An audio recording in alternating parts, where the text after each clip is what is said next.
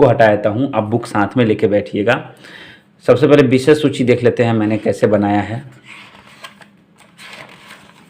ये मेरी विषय सूची है आपके सामने, ये मेरी विषय सूची है।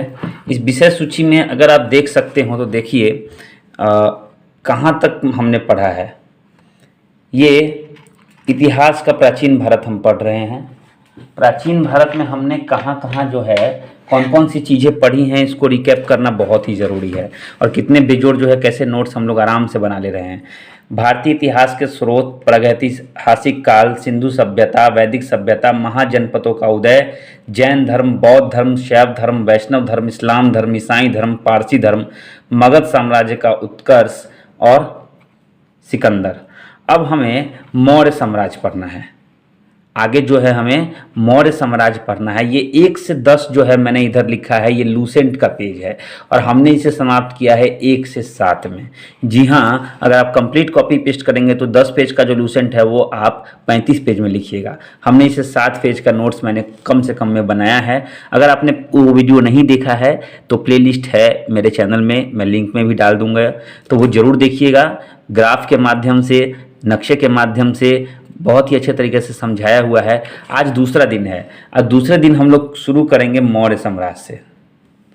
दूसरे दिन जो है हम लोग शुरू करेंगे मौर्य साम्राज्य से। देखिए मौर्य साम्राज्य में क्या है कि हमें मौर्य साम्राज्य पढ़ना है, ब्राह्मण साम्राज्य पढ़ना है, भारत के यवन राज्य पढ़ना है, शक पढ़ना है, कुषाण पढ़ना है, गुप्त साम्राज्य पढ़ना है, पुष्य भूति वंश या वर्धन वंश भी बोलते हैं इसको, वो पढ़ना है, दक्षिण भारत के प्रमुख राजवंश पढ़ना है, सीमावर्ती राजवंशों का उदय और राजपूत राजवंशों की उत्पत्ति। ये पूरा का पूरा हमें पढ़ लेना है दूसरे दिन में। लूसेंट पेज नंबर 10 से 20, जबकि नोटबुक में हमने इसको स्थान दिया है 8 से 15। तो आइए लेक चलते हैं पेज नंबर, हालांकि 7 से स्टार्ट है, मैंने 8 लिख दिया है, तो चलिए चलते हैं उस पेज नंबर। देखिए ऐसे आप बना लीजिएगा, इस तरह से आप देख सकते हैं। आप अगर आपने ये देख ही लिया होगा कि किस तरह से मैंने जो है विषय सूची बनाई है और कितनी तेज़ी से हम लोग पढ़ रहे हैं, ताकि हमें 30 दिन में नोट्स के साथ हमारा लूसेंट खत्म हो जाए। तो एक झलक मैं ऐसे ही आपके सामने पलट के दिखाता हूँ कैसे मैंने नोट्स बनाया था। और देखिए मेरे तीसरे दिन के लिए भी जो है, एक सेकेंड आपको दिखा दूँ, तीसरे दिन के लिए भी जो है मैंने यहाँ पे प्रिपेयर कर लिया है। तीसरे दिन के लिए भी जो है मैंने ये टारगेट प्रिपेयर कर लिया है। इतना सब कुछ, ये बहुत कुछ है, बहुत लंबा सफ़र रहेगा हमारा तीसरे दिन के लिए। आज हमारा दूसरा दिन है, तो देखिए आप लोग एक नज़र डाल लीजिए कि कैसे मैंने जो है पहला ख़त्म किया। मैं तेज़ी से पलट दूंगा, आप पहले वीडियो में उसको क्लियर देख सकते हैं। ये देखिए, ये जो है आप देख रहे हैं ना इतना गंदा, ये सब मैंने जब पढ़ाया है तो मार्किंग सबको मुझे रबड़ से मिटाना है। पढ़ाते समय मार्किंग की है समझाते वक्त, ये क्योंकि ये ऋग्वेद है, यजुर्वेद है, सामवेद है, अथर्ववेद है, ऐसे करके जो है मैंने समझाने के क्रम में पेंसिल से मार्किंग की है। तो ये सब पढ़ाई हुई है, इसलिए ऐसा जो है आपको दिख रहा है। ये सब हमने जो है एक दिन में पढ़ा था पेज नंबर 7 तक। सारे के सारे नोट्स जो है कंप्लीट हैं। अब चलते हैं मौर्य साम्राज्य पे। देखिए डे 2 यहीं से शुरू हो जाता है। देखिए मैं आशा यही करूंगा कि आपको यहाँ क्लियर समझ में आ रहा होगा। कैमरा हमारा पहले हिलता था, मैंने कैमरे को फिक्स कर दिया है आप लोगों के चक्कर में, और अगर इसको मुझे फिक्स करना हो तो मैं सब कुछ अपने पास ही रखता हूँ ताकि उसे पेजों को पकड़ सकूँ, पेज जो है इधर उधर नहीं भागे। तो मैंने जो है देखिए क्लिप लगा दिया इसमें, देखिए क्लिप लगा दिया ताकि ये भागे नहीं। अब चलिए शुरू करते हैं, बहुत हो गया बकवास। तो अभी आपके सामने है, हमें पढ़ना है मौर्य साम्राज्य। तो मौर्य साम्राज्य में अब मैंने अपना पेंसिल कहाँ रख दिया, हाँ, तो मौर्य साम्राज्य में हमें सबसे पहले मौर्य साम्राज्य मैंने लिखा है 137 वर्षों का शासन रहा था मौर्य साम्राज्य का। और सबसे पहले जो संस्थापक थे वो चंद्रगुप्त मौर्य थे। चंद्रगुप्त मौर्य मैंने डैश दिया है संस्थापक, और इनके बारे में लिख दिया है जन्म हुआ था 345 ईसा पूर्व और 322 ईस्वी में गद्दी संभाला था। देखिए दोनों में आपको अगर एज पूछे किस एज में चंद्रगुप्त मौर्य ने जो है गद्दी संभाला था, तो 345 और 22 तो लगभग 23 वर्ष की उम्र में उन्होंने जो है अपने राजगद्दी को संभाल लिया था। तो संस्थापक चंद्रगुप्त मौर्य थे मौर्य साम्राज्य के। अब जानते हैं कुछ ऐतिहासिक स्रोतों के बारे में जिससे मौर्य साम्राज्य का पता चलता है। मैंने उनको छांट के और बॉक्स में घेरा है। ये सब दोनों जो है एक ही है। ये बीच में मैंने लाइन खींच दिया था गलती से। जस्टिन एक इतिहासकार है। इन्होंने चंद्रगुप्त मौर्य की पहचान जो है सेंड्रोकोट से की थी। किसने? जस्टिन ने। लेकिन ये जो फेमस लोग हैं इसके इनसे प्रश्न भी आते हैं। विलियम जोन्स ने चंद्रगुप्त मौर्य का जो है पहचान वो चंद्रगुप्त मौर्य से किया था। तो कैसे इतिहास में इनका नाम आया, कैसे लोगों ने इनका पहचान किया। उसके बाद एक पुस्तक है मुद्रा राक्षस किसने लिखी है? विशाखा दत्त ने लिखी है। मुद्रा राक्षस के लेखक कौन है? विशाखा दत्त। इसमें इनको वृषल कहा गया है। देखिए मैं आपको बता दूं, चंद्रगुप्त मौर्य का जो जाति है ना, उसके बारे में हमेशा से ही विवाद होते हैं। कुछ लोग ने कहा, कुछ इतिहासकारों ने कहा कि ये राजकुल से हैं, कुछ लोगों ने कहा कि ये निम्न कुल से हैं, दलित कुल से हैं। तो लेकिन विशाखा दत्त कृत जो है मुद्रा राक्षस पुस्तक है, उसमें वृषल बोला गया है। वृषल मतलब निम्न कुल होता है, जबकि जैन ग्रंथों में इन्हें राजकुल का बताया गया है। तो इस पे विवाद है, लेकिन बस ये एक प्रश्न है कि विशाखा दत्त के मुद्रा राक्षस में इन्हें वृषल बोला गया है। उसके बाद अर्थशास्त्र। जी हाँ, अर्थशास्त्र लिखा गया है कौटिल्य ने। अब ये अर्थशास्त्र का नाम जब आता है, यही कौटिल्य, यही विष्णुगुप्त, यही चाणक्य, सब एक ही नाम है। सब तीनों एक ही व्यक्ति के नाम है। इन्हीं की सहायता से चंद्रगुप्त मौर्य गद्दी पर बैठे थे। इन्होंने ही जो है सारा डायरेक्शन इन्हीं का था। ये सूत्रधार थे किसको? चंद्रगुप्त मौर्य को गद्दी में बैठाने में। तो अर्थशास्त्र जो है इन्होंने ही लिखी थी। अर्थशास्त्र जो हम लोग जानते हैं कि वित्त के लेन देन से होता है, पैसों के लेन देन से, उस समय ऐसा नहीं था। उस समय जो अर्थशास्त्र कौटिल्य ने लिखी थी वह पूरी तरह राजनीति पे था। राजनीति बहुत अच्छा जानते थे, तभी था कि वो जो थे शासक निर्माता थे। उन्होंने चंद्रगुप्त मौर्य को ढूंढा और उन्हें राजा बना दिया। तो अर्थशास्त्र के लेखक कौटिल्य थे, जिनका नाम विष्णुगुप्त भी था, जिनको चाणक्य भी बोला था। चाणक्य नाम बड़ी फेमस है उनका। और अर्थशास्त्र में किस चीज़ की रचना की गई है? राजनीति की। हमेशा प्रश्न आते हैं कि अर्थशास्त्र में किस चीज़ का वर्णन है? तो राजनीति का। तभी एक और कीर्ति है जिससे मौर्यकालीन इतिहास का पता चलता है, वह है इंडिका किसने लिखा था? मेगास्थनीज ने। सेल्यूकस निकेटर का राजदूत था मेगास्थनीज।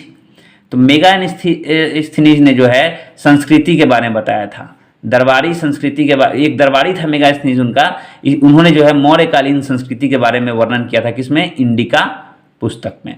तो ये कुछ छोटा सा जो है एक सोर्स मैंने ये गोल ऐसे आयताकार घेर दिया है, जिस सोर्स से पहले उनके प्रारंभिक थोड़ा सा व्याख्या का जो है हमें पता चलता है।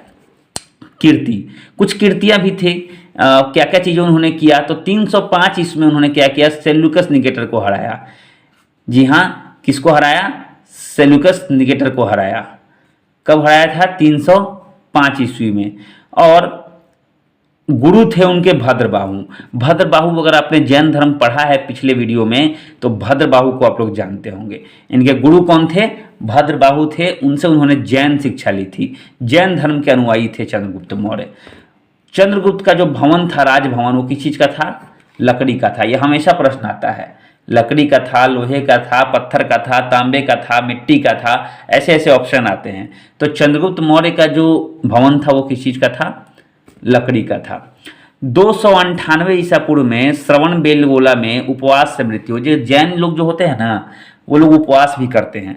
तो उपवास के दौरान जो है श्रवण बेलगोला में उनकी मृत्यु हो गई 298 ईसा पूर्व में। तो 298 श्रवण बेलगोला आज भी जैन धर्म का जो है बहुत ही प्रसिद्ध स्थान है, क्योंकि यहाँ पे जैन धर्म की उपासना करते हुए उपवास से जो है चंद्रगुप्त मौर्य की मृत्यु हो गई थी। तो ये चंद्रगुप्त मौर्य के बारे में था, पहले साम्राज्य के बारे में। अब पढ़ते हैं बिंदुसार। देखिए मौर्य साम्राज्य जो है ना, ये मौर्य साम्राज्य ही चल रहा है। तो चंद्रगुप्त मौर्य, दूसरे शासक थे बिंदुसार। ये भी मौर्य साम्राज्य के दूसरे शासक थे, बिंदुसार। तो चंद्रगुप्त मौर्य के बाद बिंदुसार जो है 298 ईसा पूर्व में गद्दी पर बैठे। बिंदुसार को अमित्रघात भी बोला जाता था। अजीवक संप्रदाय के थे ये। अमित्रघात क्यों बोला जाता था? शत्रुओं के विनाशक थे। अमित्रघात, देखिए इस वर्ड को संधि विच्छेद कीजिए। मित्र मतलब होता है दोस्त, अमित्र मतलब होता है दोस्त नहीं है तो शत्रु है, घात मतलब होता है मारना, घात लगा के मारना। अमित्र घात मतलब शत्रु विनाशक, इसलिए शत्रु को विनाश करने का नहीं, शत्रु को छोड़ते नहीं थे। भद्रसार ने वायु पुराण लिखा है और उसमें जो है इनको सिंह सेन कहा गया है। जैन ग्रंथों में इनको सिंह सेन कहा गया है, और माफ कीजिएगा भद्रसार इनको वायु पुराण में कहा गया है।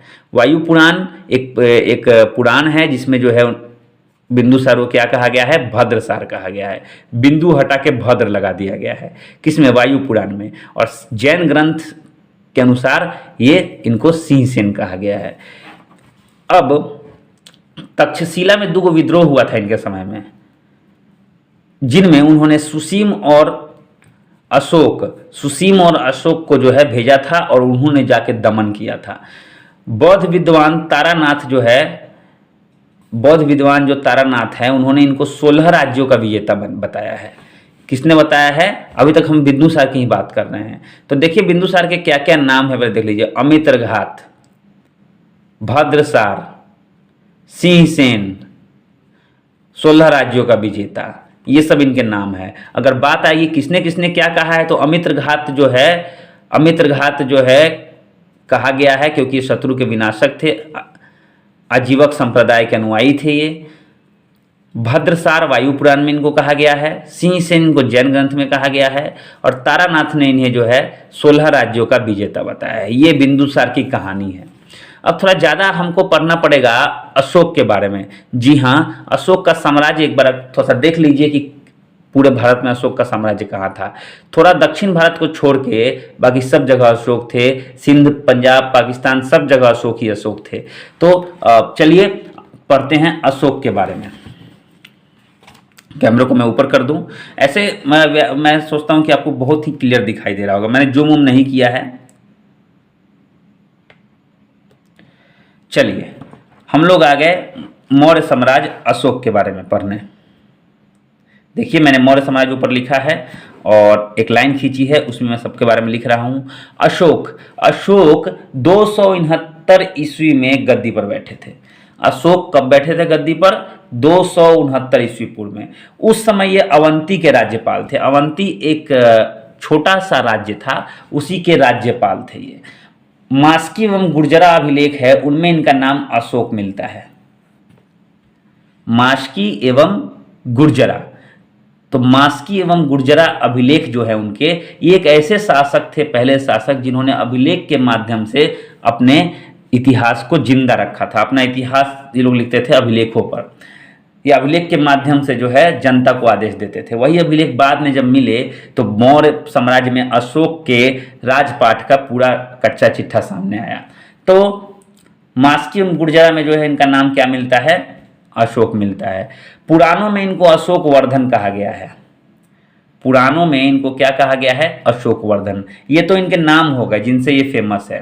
कीर्ति देखिए क्या क्या है इनकी कीर्ति। मैंने क्या करता हूँ, जो चीज़ है सबको लिस्टिंग करके अलग अलग करता हूँ, कम से कम शब्दों में आपको ज़्यादा इंफॉर्मेशन देने का प्रयास करता हूँ।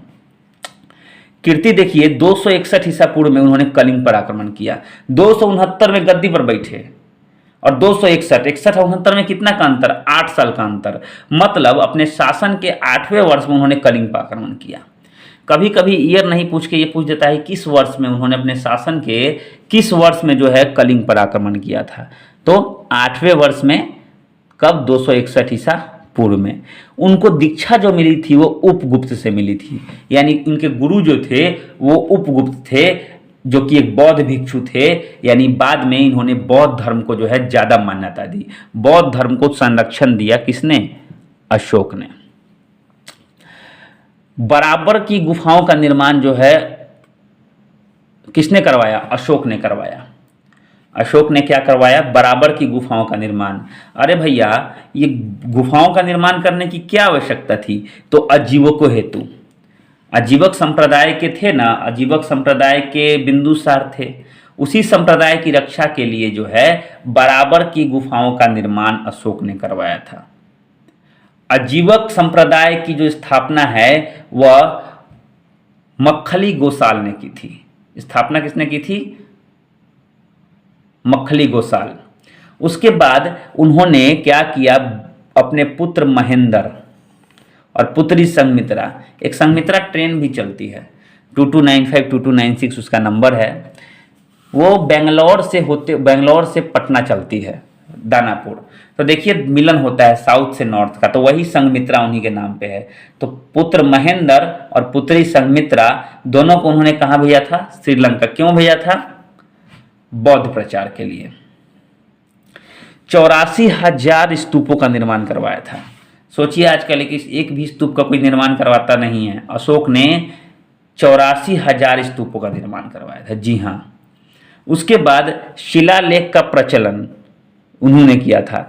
शिलालेख पे भाषा कौन कौन सी थी, तो ब्राह्मी, ग्रीक, खरोष्ठी, अरमाइक, 4 तरह की भाषाओं का उल्लेख था। कौन कौन सा, ब्राह्मी, ग्रीक, खरोष्ठी, अरमाइक। उसके बाद ब्राह्मी जो है, ब से ब्रह्मी होता है ब्राह्मणी, तो ब से बाई होता है, तो बाई से दाई। वहीं खरोष्ठी तो इसका उल्टा, दाई से बाई। तो इनको पढ़ने में सबसे पहले सफल हुए थे जेम्स प्रिंसेप 1837 में। जी हाँ, जब तक आप किसी के अभिलेख को पढ़ नहीं पाइएगा तो उसके बारे में जानकारी नहीं मिलेगा। तो किसने पढ़ने में सफलता पाई, जेम्स प्रिंसेप ने 1837 में। चलिए अब आपको एक कहानी बताते हैं, शिलालेख की कहानी। आपको 14 शिलालेख याद हो जाएगा। 14 के 14 शिलालेख मैं आपको इस वक्त याद करवाने वाला हूं, ठीक है। खोज जो है शिलालेख की खोज किसने की थी, पातेद्री पैंथलर 1750 में। जी हाँ, क्या नाम था इनका, पाटेद्री पैंथलर। इन्होंने जो है शिलालेख की खोज की थी कब, 1750 में। अब देखिए एक कहानी मैं आपको कहूंगा, आपको पूरा याद हो जाएगा। एक कहानी से आपको पूरा याद हो जाएगा। जैसे देखिए, सबसे पहला मैंने नंबर दिया है, 1 लिखा है, लूसेंट में प्रथम लिखा हुआ है, पहला शिलालेख, दूसरा शिलालेख, तीसरा शिलालेख, ऐसे है। तो अगर आप इसको देखेंगे तो प्रथम शिलालेख में पशु बलि की निंदा की गई है।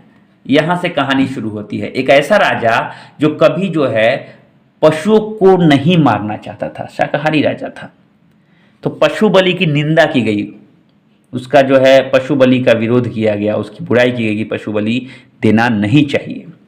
तो भाई पशु बलि नहीं देना चाहिए, तो किसी ने अगर पशु को पकड़ लिया और बलि देने की कोशिश की तो उसको चोट लग गई। चोट लग गई तो चिकित्सा की जरूरत है। जी हाँ, डॉक्टरी इलाज की जरूरत है। तो पशु बलि निंदा के बाद चिकित्सा ये मनुष्य और पशु बलि दोनों के लिए है। मनुष्य को क्या चिकित्सा चाहिए, इलाज ना करते, तुम्हारा इलाज कर देंगे, तो इलाज मतलब कि तुमको सुधार देंगे, पशु बलि करोगे तो सुधार देंगे तुमको। तो चिकित्सा किसके लिए, मनुष्य के लिए और पशुओं के लिए भी। दुगो हो गया। अब भाई कोई कोई चोरी छुपे जो है बलि दे सकता है, इसके लिए राजकीय दौरा बहुत जरूरी है। तो राजकीय दौरा तीसरा। तो देखिए, पहला हो गया पशु बलि निंदा, पशु बलि की बुराई, फिर भी लोग करेंगे तो उनका इलाज जरूरी है ना, तो चिकित्सा मनुष्य एवं पशु की। अब थोड़ा घूमना पड़ेगा राज्य में और देखना पड़ेगा, जांच करना पड़ेगा कि कौन कौन ऐसा करता है या नहीं करता है, इसके लिए राजकीय दौड़ा। तो इन 3 को तो आपको शुरू का 3 को मेरे ख्याल से सही याद होगा। 3 को याद करने में कोई दिक्कत नहीं है। जरा बताइएगा मेरे याद करवाने का तरीका आपको कैसा लगा कमेंट बॉक्स में। उसके बाद इस 2 को आप क्या कीजिएगा, एक साथ याद कीजिएगा। भेड़ी घोष देख लीजिए यहां पर चौथा शिलालेख में भेड़ी घोष में धम्म महामात्रों की जो है चर्चा की गई है। और 5वां धम यहां है, तो ध से धम और ध से धर्म, धर्म महामात्र। तो भेड़ी घोष में धम की व्याख्या और धर्म, फिर धर्म की व्याख्या होगी तो धर्म भी चाहिए, तो धर्म महामात्र। 2 को आप लोग याद रखिए, है ना। अब देखिए यहां से, अब भाई क्या हुआ कि ठीक है, यहां तक तो 3 को चीज ठीक था कि पशु को नहीं मारना है, अब मारना है तो इलाज उसका होगा चिकित्सा, और इसको देखने के लिए पूरे राज्य का दौरा। अब ये 2 हो गया धर्म से संबंधित। अब आत्मनियंत्रण का मतलब कि अपने मन को काबू में रखना। यहां से शुरू कीजिए। मन को जो काबू में रख लेता है उसको विजेता कहा जाता है। तो 6 6 से होता है सिक्सर, छक्का लगता है ना क्रिकेट में। और छक्का कब लगेगा? जब सही बॉल का इंतजार कीजिएगा। छक्का तभी लगेगा जब सही बॉल का इंतजार की। इसके लिए अपने मन पे जो है काबू रखना बहुत जरूरी है, सही बॉल का इंतजार करना है। तो छठा आत्मनियंत्रण, अपनी आत्मा को नियंत्रण में रखना है। और अगर नियंत्रण में नहीं रखिएगा तो हो जाएगा OUT, आउट। अगर नियंत्रण में नहीं रखिएगा तो क्या हो जाएगा? आउट हो जाइएगा, टीम से बाहर हो जाइएगा, और अंत में ऑप्शन बच जाएगा तीर्थ यात्रा। और जब BCCI जब जो क्रिकेट कंट्रोल बोर्ड जब सजा देती है, बड़ा सजा देती है, तो दो में दो लपेट ली, 7 और 8 में क्या है? तीर्थ यात्रा। मतलब एक से मन नहीं भी भरे, आराम से पहले तीर्थ यात्रा जाइए, तीर्थ यात्रा में जाइए, क्रिकेट खेलने की जरूरत नहीं है, क्योंकि आपने आत्मनियंत्रण नहीं किया। छठे में छक्का मारने चक्कर में आपने आत्मनियंत्रण नहीं किया, आउट हो गए। अब जाइए तीर्थ यात्रा पर, हो गया। अब तीर्थ यात्रा से अब जब आइएगा आप, चाहे तीर्थ यात्रा पे आप जाइएगा, क्योंकि आप सेलिब्रिटी हैं, आप बड़का क्रिकेटर हैं, तो आपको सच्चा भेंट और सच्चा शिष्टाचार भी लोगों का मिलेगा। सच्चा भेंट और सच्चा शिष्टाचार भी मिलेगा। तब इतना कुछ मिला आपको, 3 गो आप लोग याद रखिए, इतना कुछ मिला तो आपका दिमाग खुल गया। अब आप क्या करने लगे? अपने घर आए और वहाँ के अगर राजा हैं आप, चाहे अगर आप वहाँ के प्रजा हैं, तो प्रजा के दूसरे लोगों के हित के बारे में सोचने लगे, है ना। तो यहाँ पे आप प्रजा हित सोचिएगा। धर्म की व्याख्या, धर्म याद रखिएगा, धर्म की व्याख्या कीजिएगा। स्त्री को समानता दीजिएगा। धर्म तो वहाँ स्त्री। अब 13वां में जो है कलिंग युद्ध हुआ था, लास्ट में जो है कलिंग युद्ध हुआ, और उसके बाद धार्मिक जीवन प्रेरणा। कलिंग युद्ध से सीख मिला था, ये तो आप जानते होंगे। लास्ट का 2 याद रखिएगा। कलिंग युद्ध से उसको सीख मिला था अशोक को, और उसने यहाँ से हिंसा बंद कर दी थी और धार्मिक जीवन प्रेरणा ले ली थी। तो देखिए कितना आराम से याद हो जाएगा। पहला पशु बलि निंदा, देखिए मैं बिना देखे बोला हूँ, पहला पशु बलि निंदा। पशु बलि नहीं अगर देगा तो उसका इलाज किया जाएगा, चिकित्सा। उसके बाद क्या होगा? कौन कौन दे रहा है, नहीं दे रहा है, उसके राजकीय दौरा। उसका 2 गो धर्म है, भेरी घोष धर्म और धर्म महामात्र। उसके बाद यहाँ पे छक्का पे आइए, 6 नंबर पे आत्मनियंत्रण से छक्का लगेगा, नहीं लगेगा तो आउट। आउट हो गए तो चल जाइए तीर्थ यात्रा पर, 7 से 8 तीर्थ यात्रा। 9वां में गए, वहाँ तो सच्चा भेंट और सच्चा क्या मिला? शिष्टाचार मिला। इतना कुछ मिलने के बाद अब आपका दिमाग खुल गया, आपने प्रजा के हित के बारे में सोचा, धर्म की व्याख्या करने लगे, स्त्री को समानता देने लगे, और फिर अंत में आपने फिर एक गलती कर दी, कलिंग युद्ध लड़ा। इस युद्ध से आपका करियर समाप्त हो गया। आप भले जीत गए, लेकिन जीत के आप हार गए। आपने लोगों के दुख को देखा और आपने धार्मिक जीवन की प्रेरणा ले ली। यही तो है कहानी भैया, शिलालेख रटने की जरूरत नहीं है। चलिए आगे चलते हैं, बहुत समय ले लिया हम लोगों ने। स्तंभ लेख, शिलालेख जो पत्थरों पे लिखा था, स्तंभ लेख जो स्तंभ पे लिखा आता था, या फिर अभिलेख, है ना। तो रानी का अभिलेख बहुत फेमस है। रानी के अभिलेख में जो है कौशंबी में जो है रानी का अभिलेख मिला है। सबसे छोटा अभिलेख जो है रुम्मीदेई है, और सबसे लंबा अभिलेख जो है 7वां है। 7 बड़ी लकी होता है। उसके बाद शारे कुना, ये एक ऐसा अभिलेख है जो ग्रीक एवं अरमाइक भाषा में है। बाकी सब जो है ब्राह्मी या खरोष्टी में है। ब से ब्राह्मी, ब से बाई, यानी बाई से दाई, या खरोष्टी दाई से बाई। चलते हैं थोड़ा मौर्य के प्रशासन पर देखते हैं। देखिए प्रशासन भी देखना बहुत ज़रूरी है। प्रशासन तो आजकल न्यू है, प्रशासन नहीं रहेगा तो फिर से जो है लोग जो है बिहार में दारू बंद तो है, ये है, प्रशासन की कमी के कारण देखिए लोग पी रहे हैं। तो प्रशासन जानना बहुत ज़रूरी है। सबसे छोटी इकाई जो थी वह ग्राम थी। सबसे छोटी इकाई क्या थी? ग्राम थी। 10 ग्रामों को जो है मिला के जो है 10 ग्रामों का एक ग्रुप होता था एक साथ, जिस पर शासन चलाया जाता था। सबसे छोटा प्रशासक जो है गोप होता था। गोप जो है, गोप के अंदर में ही 10 ग्राम रहते थे, क्योंकि सबसे छोटी इकाई है। सेना का नेतृत्व नायक, जी हाँ, नायक नहीं खलनायक हूं मैं। तो नायक मतलब हीरो होता है, तो सेना भाई हमेशा ही हीरो ही रहती है। तो सेना का नेतृत्व नायक। गुप्तचर विभाग अमात्य। गुप्तचर विभाग, गुप्तचर मतलब कौन होते हैं? जासूस। जासूस, तो इनको अमात्य बोला जाता था। गुप्तचर जो होते थे उनको गूढ़ पुरुष। देखिए पूरा विभाग को अमात्य बोला जाता था, लेकिन एक जो रहता था, एक को क्या बोला जाता था? एक कोई जासूस रहता था, उसको गूढ़ पुरुष बोला जाता था। अब इसमें गुण पुरुष में दो प्रकार के गुण पुरुष रहते थे, एक संस्था, एक संचार। अब देखिए संस्था का मतलब क्या, जो एक ही जगह पे, संचार मतलब क्या, घूमते रहना, संचार करते रहना, भ्रमण करते रहना। तो संचार जो संचारित होते थे, घूमते रहते थे अलग अलग जगहों पे, और संस्था एक जगह पर रह के काम करते। दो तरह के गुण पुरुष होते थे, जासूस होते थे। न्यायाधीश को राजुक बोलते थे। हाँ भाई, न्यायाधीश राजा होता है, राजा ही ना न्याय करता है, इसलिए राजुक। सरकारी भूमि सीता भूमि, जी हाँ, सीता भूमि को राजा की भूमि माना जाता था क्योंकि राजा की पुत्री सीता थी। वैश्या, रूपा जीवा को वैश्या कहा जाता था। तो ये ग्राम की छोटा सा झलक था।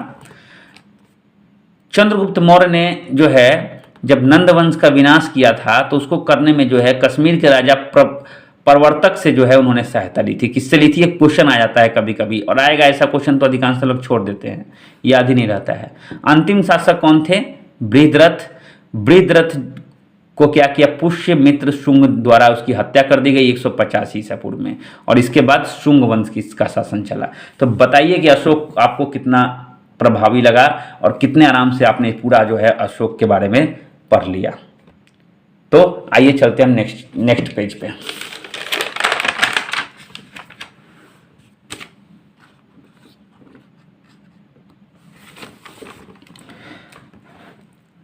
अब है ब्राह्मण साम्राज्य। तो सब ऊपर कर लूँ मैं, ब्राह्मण साम्राज्य। ब्राह्मण साम्राज्य में बहुत सारे शासक हुए। तो पहले तो ब्राह्मण साम्राज्य के संस्थापक जो थे वह थे पुष्यमित्र शुंग, जिसको शुंग वंश भी बोला जाता है। जी हाँ, शुंग वंश भी बोला जाता है। ये सब लोग ब्राह्मण थे। राजधानी इनकी विदिशा थी। पुष्यमित्र शुंग की कीर्तियां, तो पुष्यमित्र शुंग के नाम के नीचे मैंने एक तीर बनाया है और उनकी कीर्तियां लिखा है। यूनानी शासक मिनांडर को उन्होंने हराया था। जी हाँ, विदेशी को हराने में बहुत मजा आता है। अश्वमेघ यज्ञ करवाया था पतंजलि की सहायता से। पतंजलि योग गुरु थे और उनकी सहायता से उसने अश्वमेघ यज्ञ करवाया। भरहूत स्तूप का निर्माण किया। और इस वंश के, शुंग वंश के अंतिम शासक कौन थे? देवभूति थे। वासुदेव द्वारा इसकी हत्या 73 ईसा पूर्व में कर दी गई। तो देखिए कितने शॉर्ट में मैंने इसको आपको बताने का प्रयास किया है। इसको मैं ढक दूं। तो क्या क्या किया है इन्होंने? पहले मिनांडर को हरा दिया, तो हारने के बाद आके बैठ गए और अश्वमेघ यज्ञ करवाया। क्योंकि भाई अश्वमेघ यज्ञ क्यों होता था? शासन विस्तार के लिए, क्षेत्र विस्तार के लिए। उसके बाद जब क्षेत्र विस्तार हो गया तो उसमें क्या किया? भरहूत स्तूप का निर्माण करवा दिया। तो आराम से आपको याद हो गया होगा। अंतिम शासक देवभूति, रिवाइज करते रहेगा एक बार, जैसे मैं बता रहा हूं ना वैसे अगर आपने पढ़ लिया तो आपको ऐसे भी याद हो जाएगा। अब वासुदेव जो आए, तो वासुदेव तो हत्या कर दिए। अब वासुदेव ने कनव वंश की स्थापना की। तो कनव वंश के संस्थापक कौन थे? वासुदेव। और इस वंश, इसमें कुछ देखिए, जो लोग कुछ नहीं करते हैं ना इतिहास में, उनका नाम भी नहीं होता है। तो ज़्यादा कुछ किया नहीं वासुदेव ने। तो वासुदेव के बाद इस कनव वंश का अंतिम राजा सुशर्मा हुआ। सुशर्मा कहते हैं ना, जिस प्रकार वासुदेव ने हत्या किया था देवभूति का, है ना, शुंग ने हत्या किया था किसका? बृहद्रथ का। तो शुंग आया ब्राह्मण साम्राज्य लेके। अब इसी में ब्राह्मण साम्राज्य आगे बढ़ा तो अब पुष्यमित्र शुंग के जो अंतिम शासक थे शुंग वंश के देवभूति, उसको वासुदेव ने मार दिया और वासुदेव को शिमुक ने मार दिया। शिमुक ने मार के जो है सातवाहन वंश की स्थापना की। किसकी स्थापना की? सातवाहन वंश की। शिमुक ने, स से शिमुक, स से सातवाहन। राजधानी प्रतिष्ठान अभी इस वक्त महाराष्ट्र में है। देखिए इन्होंने क्या क्या किया। ब्राह्मण को दान देने की प्रथा सबसे पहले सातवाहन वंश ने ही चलाई थी। किसने चलाई थी? सातवाहन वंश ने। ये सब चीज याद रखिएगा, बड़ा इंपॉर्टेंट चीज है, याद रखने लायक चीज है। ब्राह्मण को दान देने की प्रथा किसने चलाई थी? सातवाहनों ने। सातवाहन वंश जो था पितृतंत्रात्मक था, पिता का शासन रहता था। उत्तर तथा दक्षिण भारत में सेतु का काम करता। अभी एक मैप आपको दिखा रहा हूं मैं, इस मैप को देखिए और देखिए जरा कैसे, कहाँ पे ये था। उत्तर और दक्षिण, जहाँ से दक्षिण शुरू होता है और जहाँ से उत्तर शुरू होता है, बीचों बीच ये वासु थे। तो बीच में होने का इनको क्या कहा जाता था? उत्तर तथा दक्षिण भारत का सेतु कहा जाता था। उसके बाद कुछ प्रमुख शासक थे जैसे सातकर्णी, हाल, मैंने उन्हीं को शामिल किया है जो महत्वपूर्ण है। तो बहुत सारे शासक थे लेकिन सातकर्णी और हाल जो थे वो थे। क्यों सातकर्णी को याद किया जाता है? अश्वमेध राजसूय यज्ञ दोनों उसने करवाया था। हाल जो था एक प्रसिद्ध साहित्यकार था। अब प्रश्न ये बार बार आते हैं, मैंने भी प्रश्न बहुत बार इसे देखा है कि ऐसा कौन सा वंश है जिसने शीशे के सिक्के चलाए थे। शीशा का सिक्का किसी ने नहीं चलाया था, सब चांदी तांबा कांसा तक रह जाते थे। लेकिन सातवाहन वंश एक ऐसा वंश है जिसने शीशा का सिक्का चलाया था। तो ये ब्राह्मण साम्राज्य हो गया। अब यहां पे देखते हैं भारत के यवन राज्य। जी हां, भारत के यवन राज्य। तो यवन राज्य कहने का मतलब है कि विदेशियों द्वारा, जी हां, जो भारत के मूल रूप से नहीं थे। तो विदेशी आक्रमणकारियों का क्रम देखिए, पहले सबसे पहले विदेशी आक्रमणकारी हिंद यूनानी आए। कौन आए? हिंद यूनानी। उसके बाद शक आए, तब पहलव आए और तब कुषाण आए। तो इसको आप याद रखिए, हंस के पक गए, हंसते हंसते पक गए। ह स हंस प क पक, हंस पक, हंसते हंसते पक गए। ह से हिंद यूनानी, स से शक, मैंने ऐसे ही लिखा है, स होना चाहिए, प से पल्लव और क से कुषाण। हंस पक याद रखिएगा।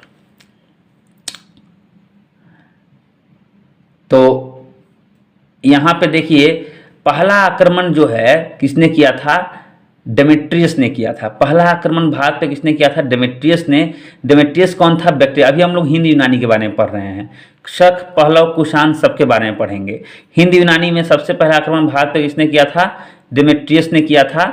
डेमेट्रियस कौन था? बैक्टीरिया का शासक था, 190 ईसा पूर्व में। सबसे विख्यात जो है मिनांडर था। मिनांडर ने जो है नागसेन, जो कि एक बौद्ध भिक्षु थे, उनसे बौद्ध धर्म की दीक्षा ली थी।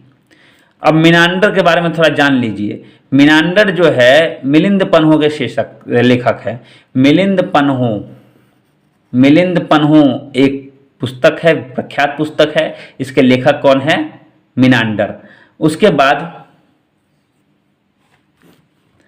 सिक्के से पहचान होती थी। एकमात्र ऐसा हिंद यूनानी शासक था, हिंद यूनानी जो थे एकमात्र ऐसे विदेशी थे जिनके सिक्के पर इनका कंप्लीट डिटेल रहता था। सिक्के से इनकी पहचान हो जाती थी। सबसे पहले सोने के सिक्के किसने जारी किए थे? हिंद यूनानियों ने जारी किए थे। उसके बाद हेलेनिस्टिक आर्ट यानी यूनानी कला, तो गंधार की जो कला है उसमें आपको इनकी कला देखने को मिलेगी। पर्दे का प्रचलन करवाया गया इन्होंने। नाटक आजकल हम लोग देखते हैं ना, नाटक का विकास इन्होंने ही करवाया है। तो ये सब इन लोगों की देन है, किनकी? हिंद यूनानियों की। पर्दे का प्रचलन करवाया, नाटक करवाया, है ना, ये सब चीज़ें करवाई। अब जानते हैं शक के बारे में। हम लोगों ने हिंद यूनानी पढ़ लिया। दूसरा क्या है? हंस स प क, तो हंस पक, तो स शक आ गया, है ना। शक जो थे, कहा जाता है कि मूलतः मध्य एशिया से आए थे। शक जो है मूलतः कहाँ के थे? मध्य एशिया से आए थे। देखिए, इसके जो है प्रथम राजा जो थे वो मो थे। मो अ, ये अ लिखा हुआ है, अ। तो प्रथम राजा कौन थे इसके? मो थे। 58 ईसा पूर्व में जो है उज्जैन के राजा द्वारा जो है पराजित किए गए और विक्रमादित्य की उपाधि इन्हें मिली। और तभी जो है विक्रम संवत का शुरुआत हुआ। तभी जो है विक्रम संवत का जो है शुरुआत हुआ। विक्रम संवत की संख्या कौन कौन से लोगों ने जो है विक्रमादित्य की उपाधि धारण की? तो विक्रमादित्य की उपाधि धारण करने वाले जो है 14 लोगों ने अब तक कर लिया है। अब तक कितने लोगों ने विक्रमादित्य की उपाधि धारण कर ली है? 14 लोगों ने। सबसे विख्यात विक्रमादित्य कौन है? चंद्रगुप्त द्वितीय। याद रखिएगा ये सब चीज कि अब तक कितने लोगों ने विक्रमादित्य किया है? 14 लोगों ने। सबसे विख्यात चंद्रगुप्त है। अब यहाँ मैंने छोटा सा ट्रिक मैंने खुद से बनाया है, तुरंत 1 मिनट में जो है उस समय लिखते लिखते मैंने बना लिया था। सोचा था आपको याद करवा दूंगा। तो याद करने के लिए आपको करना क्या पड़ेगा कि शक के राजा, जी हाँ, शकों के राजा, तो शक जो भी शक के राजा थे वो उनका स्थान कहाँ कहाँ था? अफगानिस्तान, पंजाब, मथुरा, पश्चिम भारत के दक्कन, पश्चिम भारत और दक्कन। तो ये 4 जगहों पे इनका शासन था। इन 4 जगहों पे इनका शासन था। तो मैंने इसको एक ट्रिक बना दिया कि आप मैं पश्चिम भारत के दक्कन चलेंगे। आप और मैं पश्चिम भारत के दक्कन चलेंगे। दक्कन पश्चिम भारत में है नहीं, बस ये ट्रिक है। आ से हो गया अफगानिस्तान, प से हो गया पंजाब, म से हो गया मथुरा, पश्चिम भारत हो गया और दक्कन हो गया। सबसे अधिक शासन उन्होंने पश्चिम भारत में किया है शकों ने। सबसे अधिक शासन कहाँ पे किया है? पश्चिम भारत में। सबसे प्रतापी राजा जो थे वो रुद्रदामन प्रथम थे। सबसे प्रतापी राजा कौन थे? रुद्रदामन प्रथम। और रुद्रदामन प्रथम ने एक काम करवाया, सुदर्शन झील का जीर्णोद्धार करवाया। ये सुदर्शन झील आपको फिर एक जगह और मिलेगा, गिरनार पर्वत पर। गिरनार पर्वत पर भी सुदर्शन झील का जो है जीर्णोद्धार हुआ था, लेकिन वो गिरनार पर्वत है। ये क्या है? कठियावाड़ में। सुदर्शन झील का जीर्णोद्धार, कठियावाड़ के सुदर्शन झील का जीर्णोद्धार अगर पूछे तो किसने करवाया? रुद्रदामन प्रथम ने। और गिरनार अभिलेख जो सबसे लंबा अभिलेख है वो इसी का है, सबसे लंबा संस्कृत में है। तो ये आशा करता हूं कि ये आपको याद हो गया होगा। अभी ये आपको सुदर्शन झील आगे भी मिलेगा। चलिए आगे चलते हैं। कुषाण। कुषाण साम्राज्य के जो संस्थापक थे कुषाण वंश के, कौन थे? कुजुल कड़फिसेस। कौन थे? कुजुल कड़फिसेस। सबसे प्रतापी राजा कनिष्क थे। जी हाँ, पुरुषपुर इनकी राजधानी थी। मैं जो ब्रैकेट में लिखूंगा ना वो क्या होगा? राजधानी होगा। तो पुरुषपुर इनकी क्या थी? राजधानी थी। 78 ईसा पूर्व में उन्होंने शक समत चलाया, जिसे भारत लिखा है मैंने, भारत सरकार यूज करती है। देखिए इसे कौन यूज करती है? भारत सरकार। शक समत को 78 ईसा में गद्दी पर बैठे थे और गद्दी पर बैठने के उपलक्ष्य में उन्होंने खुशी में जो है शक संवत चलवाया था। तो कनिष्क जो है कब गद्दी पर बैठे, उसी समय से भारत सरकार भी जो है अपना टाइम गिनती है। कनिष्क के बारे में आपने एक जगह और पढ़ा, जब बौद्ध धर्म पढ़ रहे होंगे, चतुर्थ बौद्ध संगति जो है, अंतिम बौद्ध संगति कुंडलवन कश्मीर में हुई थी। वो किसके समय में हुई थी? कनिष्क के समय में हुई थी। और अध्यक्षता किसने की थी? वासुमित्र ने की थी। कनिष्क जो थे वो दो गो था ना, हीनयान और महायान। हीनयान और महायान दो भाग में बट गया था बौद्ध धर्म। तो यहाँ पे कनिष्क जो है वो महायान संप्रदाय के अनुयायी थे। कनिष्क के दरबार में राजवैद्य थे चरक। चरक संहिता इन्होंने लिखी है। तो मैंने उनका चरक संहिता लिखा नहीं है, अब नाम में उनका जुड़ा हुआ है तो क्या लिखना है। तो चरक संहिता की शुरुआत की थी चरक ने। ये आयुर्वेदाचार्य थे। राजकवि अश्वघोष थे जिन्होंने बुद्धचरित लिखा था। अश्वघोष ने बुद्धचरित लिखा था। 102 में कनिष्क की मृत्यु हो गई। 102 में कनिष्क की मृत्यु हुई। कुछ अन्य तथ्यों को देख लेते हैं, जैसे कनिष्क के काल में नागा अर्जुन थे जिनको भारत का आइंस्टीन बोला था। माध्यमिक सूत्र जिसमें सापेक्षता का सिद्धांत है। किसका सिद्धांत है? सापेक्षता का। मैंने नहीं लिखा है, आप लोग याद करने का प्रयास कीजिए। नागा अर्जुन को भारत का आइंस्टीन बोला जाता था। उन्होंने माध्यमिक सूत्र लिखा।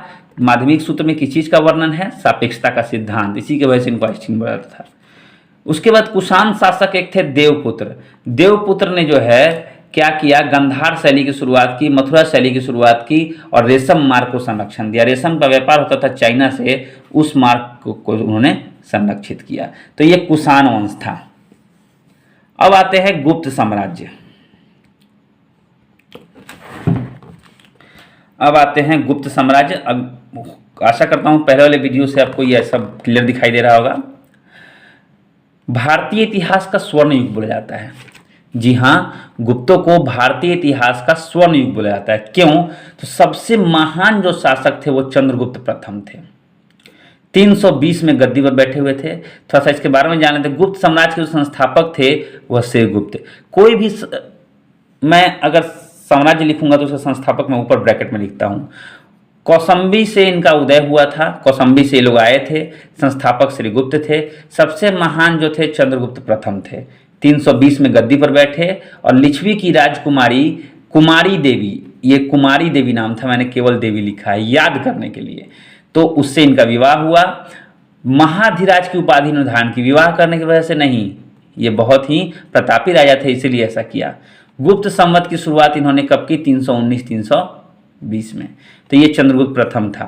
उसके बाद समुद्रगुप्त।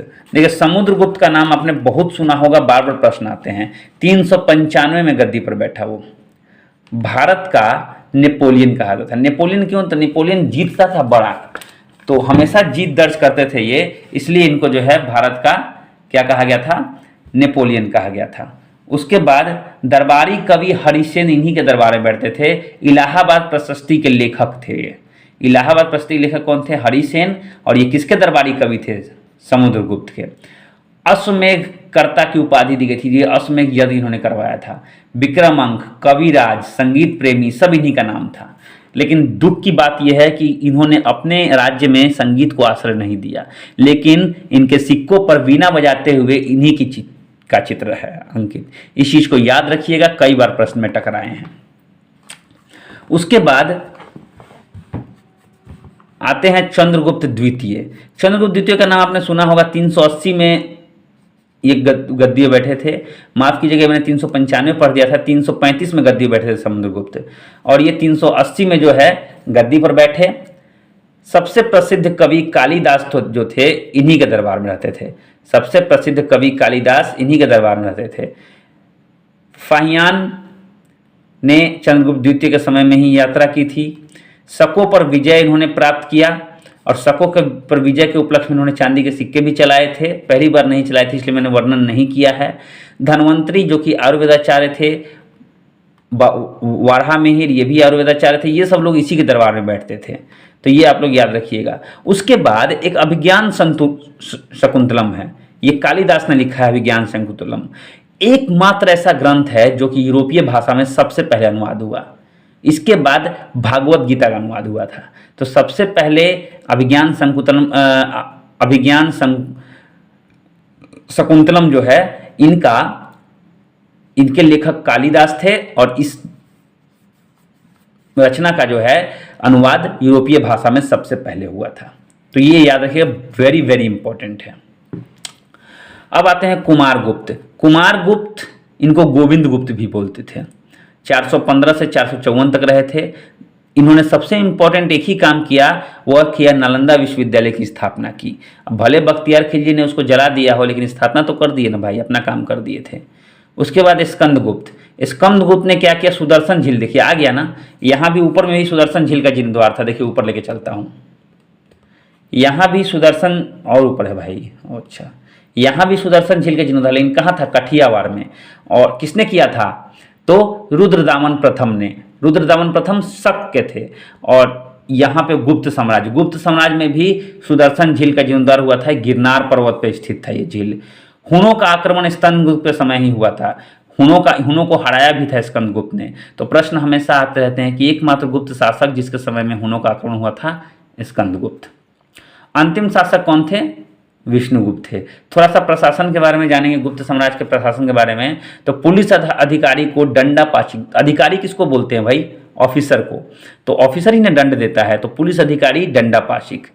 स्वर्ण मुद्राएं दीनार कहते हैं। दीनार तो आप लोग आज भी जानते हो कि दीनार में लोग पैसे चीजें खरीदते हैं। उसके बाद कायस्थ का वर्णन है। कायस्थों का वर्णन जो है वह आप देख सकते हैं, याज्ञवल्क्य स्मृति। जी हाँ, स्मृति एक तरह का लेख रहता था, उसमें इसका वर्णन है, लेकिन जाति के रूप में इसका वर्णन ओशनम स्मृति में है। तो देखिए कितने आराम से हम लोग इसको पढ़ते जा रहे हैं, और नोट्स भी बनते चले जा रहे हैं। आप लोग नोट्स भी बनाते जाइए। मेहनत एक बार करनी है, मजे पूरी जिंदगी लेना है। तो मेहनत आपको एक बार कर लेना है अच्छे से, उसका फिर एंजॉय करते रहिए, कोई दिक्कत नहीं।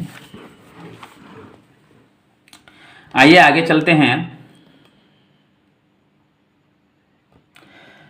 गुप्त साम्राज्य के महत्वपूर्ण तथ्य क्या था भैया? इसका महत्वपूर्ण तथ्य तो जरा देखिएगा, ध्यान दीजिएगा। महत्वपूर्ण तथ्य ये था कि विंध्य जंगल में शबर जाति के लोग रहते थे इनके समय में, और वो लोग क्या करते थे? मनुष्य का मांस खाते भी थे और देवताओं को चढ़ाते भी थे। सती प्रमाण जो है वह भानुगुप्त के एरन अभिलेख से मिली है। भानुगुप्त के एरन अभिलेख से 510 ईस्वी में जो है सती प्रथा का प्रमाण मिला है, सती होने का प्रमाण मिला है। तो ये गुप्त साम्राज्य में ही हुआ था। उसके बाद वैश्या गणिका को जो है वैश्या बोला जाता था, वैश्या को गणिका बोला जाता था। लेकिन जो बूढ़ी वैश्या रहती थी उसको कुटन्नी बोला जाता था, कुटन्नी। तो बूढ़ी वैश्या को क्या बोला जाता था? कुटन्नी, और वैश्या को गणिका। उसके बाद गुप्तकालीन अजंता गुफा 16 और 17 अजंता एलोरा गुफा का नाम आपने सुना होगा। तो उसमें जो अजंता की गुफाएं हैं, जिसमें बहुत सारा बुद्ध के जीवन चरित्र के बारे में बहुत कुछ प्रिंट किया हुआ है, उसमें जो है गुफा नंबर 16 और 17 जो है वह गुप्तकालीन गुफा है, गुप्तों के समय में बनी है। गुप्त की शासकीय भाषा संस्कृत थी। शासन जो ये लोग करते थे तो कौन सी भाषा में ये लोग पूरा यूज, ऑफिशियल लैंग्वेज इनका कौन सा था? संस्कृत था।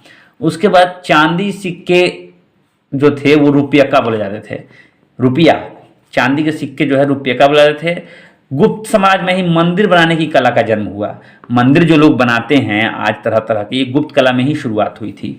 सबसे महत्वपूर्ण व्यापारिक केंद्र उज्जैन था। भू राजस्व 1/4 तथा 1/6 हुआ करता था। जंगली भूमि को अपरहत बोला जाता था और सील जो थी वो जोतने योग्य नहीं थी। तो इन तीनों का नाम जो है आप ध्यान में रखिएगा।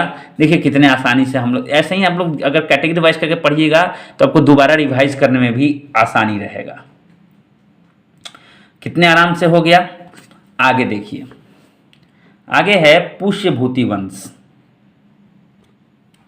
या वर्धन वंश। इसके संस्थापक कौन थे?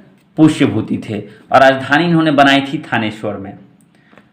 पुष्यभूति वंश इन्हीं के नाम से है, राजधानी थानेश्वर। इनके एक शासक थे जिनका नाम था शशांक। मैं शशांक नाम से मुझे बड़ी दुश्मनी हो गई जिस दिन मैंने इस बारे में पढ़ा। शशांक शैव धर्म को मानता था और इनका मानना था कि जब तक बुद्ध मतलब बौद्ध है, ये लोग बौद्ध धर्म के लोग जो हैं हमारे धर्म को कमजोर कर देंगे। इसलिए इसने क्या किया, उसके प्रभाव को कम करने के लिए बोधि वृक्ष को कटवा दिया था। क्या नाम था इस शासक का? शशांक। शशांक की जो है हर्षवर्धन द्वारा हत्या कर दी गई। अब हर्षवर्धन का शासन आया। हर्षवर्धन बहुत ही महान शासक था। इसी के समय में चीनी यात्री ह्वेनसांग आया था। इसी के समय में चीनी यात्री ह्वेनसांग आया था, जिसको नीति का पंडित, यात्रियों का राजकुमार, शाक्य मुनि, इन सब चीज़ों से इसको संबोधित किया जाता था। तो सुना भी होगा आपने। एकमात्र शासक जो था पुष्यभूति वंश का, हर्षवर्धन, इसने क्या किया था, अपने दूत चीन भेजे थे। उसके बाद कश्मीर के शासक के पास बुद्ध जो थे, महात्मा बुद्ध, उनकी दांतों के अवशेष थे, उससे बलपूर्वक इसने छीन लिया था। महायान शासक शाखा को इसने राजाश्रय दिया था, उसको मानता था, हीनयान और महायान था। दरबारी कवि बाण भट्ट थे जिन्होंने हर्ष चरित्र और कादम्बरी की रचना की थी, जिसमें हर्ष के पूरे साम्राज्य के बारे में वर्णन था। और हर्षवर्धन ही जो थे अंतिम हिंदू सम्राट थे। जी हाँ, हर्षवर्धन अंतिम हिंदू सम्राट थे। किसके? पुष्यभूति वंश के। उसके बाद दक्षिण भारत के राजवंश। अब इसके बारे में थोड़ा सा हमें डिटेल में पढ़ना होगा। दक्षिण भारत के राजवंश में देखिए हमें पढ़ना है सबसे पहले पल्लव वंश, उसके बाद राष्ट्रकूट, उसके बाद कल्याणी, उसके बाद चोल, सबके बारे में पढ़ेंगे। सबसे पहले आते हैं पल्लव वंश। पल्लव वंश के संस्थापक थे सिंह विष्णु और राजधानी थी कांचीपुरम। ये वैष्णव धर्म को ये लोग मानते थे। तो इसमें देखिए शासक का नाम, कुछ महत्वपूर्ण शासकों के नाम मैंने लिखा है। जैसे महेंद्र वर्मन, जिसने जो कीर्ति की है मैंने उसी को शामिल किया। जिसने कुछ नहीं किया उसका नाम आपको पढ़ने की आवश्यकता नहीं है। महेंद्र वर्मन, इसने मत विलास प्रहसन की रचना की थी और इसने जो है पहले ये जैन धर्म में था, उसके बाद ये शैव धर्म में आ गया था। ऐसे करके आप तीर बना सकते हैं। उसके बाद आए नरसिंह वर्मन प्रथम। महाबलीपुरम का जो एक मंदिर है जिसको रथ मंदिर बोला जाता है, एकाशम मंदिर। तो महाबलीपुरम का जो है मंदिर, यहाँ पे जाके आप एक बार जरूर देखिए, बहुत अच्छा मंदिर है। इसने किसने बनवाया है? नरसिंह वर्मन प्रथम ने। नरसिंह वर्मन प्रथम को वातापी कोंड की उपाधि दी गई थी। उसके बाद नरसिंह वर्मन द्वितीय, अरबों का आक्रमण जो है इसी के समय में हुआ और कांची का कैलाश मंदिर का निर्माण इसने करवाया था। सबकी अपनी अपनी कहानी है। नंदी वर्मन द्वितीय, इसने क्या किया? कांची का मुक्तेश्वर मंदिर बनवाया। उसके बाद अंतिम पल्लव शासक कौन थे? अपराजित वर्मन। अंतिम पल्लव शासक कौन थे? अपराजित वर्मन। तो आप लोग ध्यान में रखेंगे इसको। देखिए कितने छोटे से छोटे मैंने इसको समाहित कर दिया है। अगर ये इल्यूशन में चीज लिखी रहती तो 2-3 लाइन में लिखी हुई रहती। मैंने बड़ा लिखा है ताकि आप लोग आराम से इससे पढ़ सकें। उसके बाद दक्षिण भारत के प्रमुख राजवंश। देखिए मैं हमेशा कहता हूं घबराइए नहीं, आराम से धैर्य रख के पढ़िए, तभी लूसेंट 30 दिन में पढ़ाई होगा, नहीं तो ऐसे ही घूमते रह जाइएगा लूसेंट में जीवन भर। राष्ट्रकूट, राष्ट्रकूट के संस्थापक कौन थे? दंतीदुर्ग थे। राजधानी कहाँ थी? मान्यखेत। एलोरा एवं एलिफेंटा गुफा का निर्माण इन्होंने ही करवाया है, राष्ट्रकूटों ने ही एलोरा एवं एलिफेंटा की गुफा का निर्माण करवाया है। ये हमेशा प्रश्न आते रहते हैं। सर्वप्रथम एलोरा एवं एलिफेंटा गुफा का उल्लेख किसने किया था? तो फ्रांसीसी एक यात्री था जिसका नाम था थेविनेट, 17वीं शताब्दी में। तो आसान था। उसके बाद आया कल्याणी। कल्याणी में 3 तरह, उसके बाद आया चालुक्य। चालुक्य में 3 तरह के वंश थे। एक था कल्याणी का चालुक्य, थोड़ा सा नीचे कर देता हूं कैमरा को। एक था कल्याणी का चालुक्य, एक था वातापी का चालुक्य और एक था बेंगी का चालुक्य। ये तीनों जगह का नाम है। कल्याणी के चालुक्य वंश के संस्थापक थे तैलप्टू, जबकि वातापी के थे जय सिंह। सबकी राजधानी ब्रैकेट में लिखी हुई है। और यहाँ पे मैंने लिख दिया है बेंगी के चालुक्य वंश के थे विष्णुवर्धन। ब से बेंगी, इसमें हटा दीजिए, इसका पेट जो कटा हुआ है तो विष्णुवर्धन, वह याद हो जाएगा। लेकिन यहाँ पे कैसे होगा? वातापी और जय सिंह, ये भी तो वह से है। तो देखिए आप इसको याद कर लीजिए। कल्याणी का चालुक्य वंश, संस्थापक कौन थे? तैलप्टू। तो तैलप्टू यानी 2 से शुरुआतें होती है, तो कल्याणी के चालुक्य वंश तैलप्टू, उसका जय सिंह, उसका विष्णुवर्धन। अब इनके शासक के बारे में जानिए। तो सबसे प्रतापी शासक इसके विक्रमादित्य 6 थे, 6ठे नंबर विक्रमादित्य थे सबसे प्रतापी। इन्होंने क्या किया था? इनके समय में ध्यान दीजिएगा, विक्रमांक देवचरित विल्हन ने लिखा था। सोमेश्वर प्रथम इसके अगले शासक थे और इन्होंने क्या किया था? राजधानी को मान्यखेत से कल्याणी लाया था। इन्होंने क्या किया था? राजधानी को मान्यखेत से कल्याणी लाया था। वातापी में बात कीजिए तो वातापी में सबसे प्रतापी पुलकेशिन थे। इसमें सबसे प्रतापी कौन थे? विक्रमादित्य 6। इसमें सबसे प्रतापी कौन थे? पुलकेशिन द्वितीय। हर्षवर्धन को इन्होंने हरा दिया था। हर्षवर्धन को तो बारे में जानते होंगे, कितना ज्यादा प्रतापी राजा है, उसको भी इसने क्या किया था? हरा दिया था पुलकेशिन द्वितीय ने। उसके बाद नंदी वर्मन द्वारा ये खुद पराजित हो गया और मारा गया। एहोल अभिलेख जो है इसी के समय में लिखा गया है। जी हाँ, वातापी के चालुक्य वंश के समय एहोल अभिलेख का वर्णन है। अंतिम राजा कीर्तिवन प्रथम थे। एहोल मंदिरों का शहर कहा जाता है। एहोल को क्या कहता है? मंदिरों का शहर, क्योंकि वहां बहुत सारे मंदिर हैं। बेंगी के चालुक्य में कुछ खास नहीं हुआ। संस्थापक इसके विष्णुवर्धन थे। सबसे प्रतापी राजा विक्रमादित्य तृतीय थे। तो ये मैंने एक ब्रैकेट में जो है लिख दिया। ये काफी लंबा लिखा हुआ था लूसेंट में, मैंने इसको छोटा कर दिया है। अब आते हैं थोड़ा सा चोल पे। चोल के बारे में आप लोग बहुत कुछ जानते होंगे, बहुत ही फेमस ये राजवंश है। संस्थापक विजयालय थे। चोल साम्राज्य के संस्थापक कौन थे? विजयालय। राजधानी कहाँ है? तंजावुर। और इन्हें नर केसरी की उपाधि दी गई थी, नरों में महान इन्हें बताया गया था। प्रमुख शासन कौन थे? राजराज प्रथम। राजराज प्रथम ने क्या क्या किया था? श्रीलंका पर आक्रमण किया था। ये शैव धर्म को मानते थे। राजराजेश्वर मंदिर का निर्माण तंजौर में करवाया। देखिए मैंने एरो बनाया है, क्या क्या काम इन्होंने किया है। सर्वाधिक विस्तार किया साम्राज्य का। उसके बाद गंगैकोंड चोल की उपाधि धारण की बंगाल के शासक को पराजित करने के बाद। तो ये राजराज प्रथम के बारे में है। उसका अंतिम शासक इसके कौन थे? राजेंद्र तृतीय। एक घटना हुई थी उस समय, बड़ी इंपॉर्टेंट घटना है, बड़ा ही इंटरेस्टिंग फैक्ट है कि उस समय अकाल पड़ा हुआ था। चोल साम्राज्य में जो है उस समय अकाल पड़ा हुआ था। अकाल के समय एक विक्रम चोल नाम का शासक था चोल साम्राज्य का। ये मंदिर का निर्माण करवाया था। किसके मंदिर का? गोविंद राज, मतलब विष्णु भगवान के मंदिर का निर्माण करवाया था। और उस मंदिर के निर्माण में सबसे जबरदस्ती धन वसूल रहा था। इस पर एक कोलोतुंग को जो है बहुत गुस्सा आ गया। उसने कहा एक तो अकाल पड़ा हुआ है, ऊपर से ये जबरदस्ती धन वसूल रहा है सबसे। इसने गुस्से में क्या किया कि कोलोतुंग द्वारा जो है मूर्ति को समुद्र में फेंकवा दिया गया। तब जाके रामानुचार्य जो थे उन्होंने इस मूर्ति को छान लिया, मूर्ति को निकाला और क्या किया? इसको तिरुपति में स्थापित किया। तिरुपति में अभी वही मंदिर, वही मूर्ति है। तो ये एक इंटरेस्टिंग कहानी था। मुख्य विशेषता क्या थी? तो चोल साम्राज्य की मुख्य विशेषता स्थानीय स्वशासन। कभी कभी प्रश्न आ जाते हैं कि स्थानीय प्रशासन जो है स्थानीय स्वशासन किस साम्राज्य की जो है विशेषता थी, ये चोल साम्राज्य की मुख्य विशेषता क्या थी, तो स्थानीय स्वशासन। 1/3 जो है उनको भूमि कर देना पड़ता था कर के रूप में। उसके बाद चतुर्वेदी मंगलम, कर मुक्त भूमि, कर मुक्त जो भूमि रहती थी उसको क्या कहा था, चतुर्वेदी मंगलम। लेकिन ब्राह्मणों को जो भूमि दी जाती थी वह दान में दी जाती थी, तो दान में देने वाले जो भूमि थी वह ब्रह्मोदय बोला जाता था, उसको क्या बोला था, ब्रह्मोदय। तो ब्राह्मण को दोनों चीजें ब्राह्मणों को दिया जाता था, लेकिन ब्राह्मण को एक कर मुक्त भूमि दिया गया तो उसको चतुर्वेदी मंगलम बोला गया। वही ब्राह्मण को दान में दे दिया गया भूमि फ्री में, तो ब्रह्मदेव बोला गया। सबसे संगठित अंग जो था इसका चोल समाज का, पैदल सेना। पैदल सेना इसकी बहुत ही टाइट थी, बहुत ही प्रबल थी। तो देखिए कितने आसानी से हमने नोट्स के साथ इसको पढ़ लिया। एक बार पढ़िएगा, दूसरी बार रिवाइज में आपको कंप्लीटली याद हो जाएगा, इसकी गारंटी मैं लेता हूं।